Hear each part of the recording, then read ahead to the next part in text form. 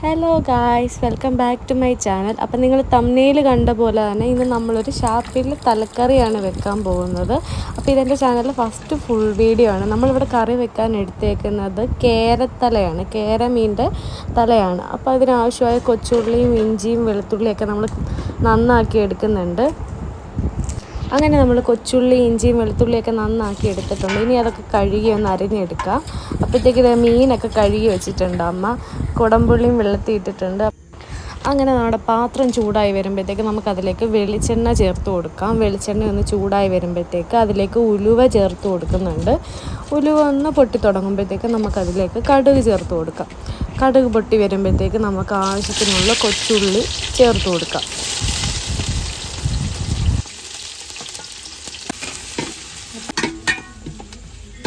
അങ്ങനെ കൊച്ചുള്ളി ഒരു ബ്രൗൺ കളറായി വരുമ്പോഴത്തേക്ക് നമ്മൾ അതിലേക്ക് പച്ചമുളക് ചേർത്ത് ഇളക്കി കൊടുക്കുന്നുണ്ട്. പിന്നെ അതിലേക്ക് നമ്മൾ ചേർത്ത് കൊടുക്കുന്നത് ഇഞ്ചിയും വെളുത്തുള്ളി നമ്മൾ നന്നാക്കി വെച്ചിട്ടുണ്ടായിരുന്നില്ല, അത് ചതച്ച് ചേർത്ത് കൊടുക്കുന്നുണ്ട്. അതൊന്ന് ഇളക്കി അതിൻ്റെ പച്ചമണം മാറി വരുമ്പോഴത്തേക്ക് നമ്മൾ അടുപ്പത്തു നിന്നൊന്ന് വാങ്ങി വെക്കണം.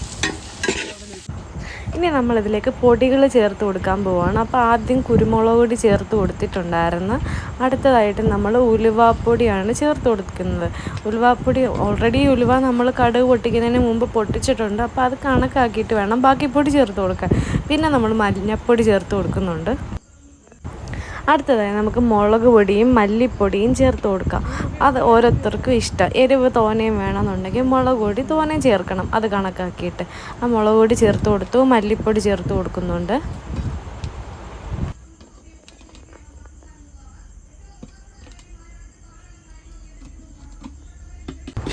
ഇനി നമ്മൾ ചേർത്ത പൊടികളെല്ലാം കൂടെ ഒന്ന് ഇളക്കി മൂപ്പിച്ച് പച്ചമണം മാറ്റിയെടുക്കണം.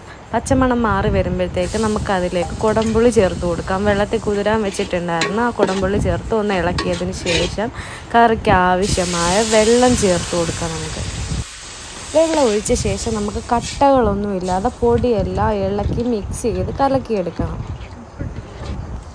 ഈ സമയത്ത് വേണം നമുക്ക് കറിക്ക് ആവശ്യമായ ഉപ്പ് ചേർത്ത് കൊടുക്കാൻ.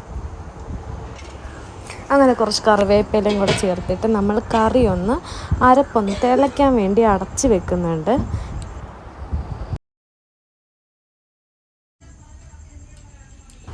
അപ്പോൾ ദേ നമ്മുടെ കറി അവിടെ ഇരുന്ന് തിളച്ചുകൊണ്ടിരിക്കുന്നുണ്ട്.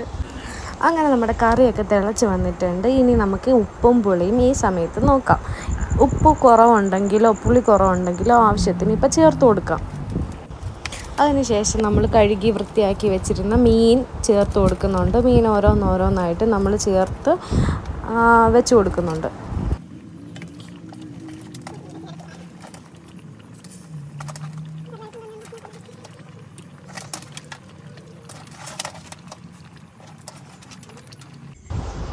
അങ്ങനെ ഇതെല്ലാം ഒന്ന് ചെറുതായിട്ട് ഇളക്കി ആ ചാറിൽ മുങ്ങിക്കിടക്കുന്ന രീതിയിലൊന്ന് ഇളക്കി കൊടുക്കാം.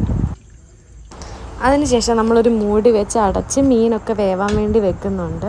മീനൊന്ന് തിളച്ച് വരുമ്പോഴത്തേക്ക് എൻ്റെ മോനെ അടപ്പൊന്ന് തുറക്കുമ്പോൾ ഒരു മണം വരും. എൻ്റെ മോനെ സീൻ തന്നെ. അല്ലെങ്കിൽ നമുക്കിഷ്ടമുള്ള കറി ഉണ്ടാക്കുന്ന ദിവസം ഉപ്പ് ഇത്തിരി കൂടുതൽ പതിവ് പോലെ തന്നെ അത് ഞാൻ തെറ്റിച്ചില്ല. കറി തിളച്ച് വന്നപ്പോഴത്തേക്ക് അമ്മ ദേ ഉപ്പ് നോക്കാനായിട്ട് തരുന്നുണ്ട്. അങ്ങനെ കറിയൊക്കെ ദേ ഒരുവിധം തിളച്ച് വന്നപ്പോഴത്തേക്ക് ഇനി നമ്മൾ ബാക്കി കറിവേപ്പിലയും കൂടെ ചേർത്ത് ചരുവ് ഒന്ന് ചുറ്റിച്ച് വെക്കുന്നുണ്ട്. ഇനി ഇളക്കാൻ പാടില്ല, കാരണം അതെല്ലാം പൊടിഞ്ഞു പോവും. അതുകൊണ്ട് നമ്മളൊന്ന് ചുറ്റിച്ച് വെക്കുന്നുണ്ട്. കറി അങ്ങനെ റെഡിയായി നമ്മുടെ. അങ്ങനെ കാത്തിരുന്ന് നേരം വെളുത്ത് രാവിലെ പഴഞ്ചോറും ചീനി വേവിച്ചതും നമ്മുടെ തലക്കറിയും കൂടെ പിടിച്ചൊരു പിടി. എൻ്റെ മോനെ വിഷയം. അപ്പോൾ കൂടുതൽ വീഡിയോസിനായി ചാനൽ സബ്സ്ക്രൈബ് ചെയ്യുക. Bye bye.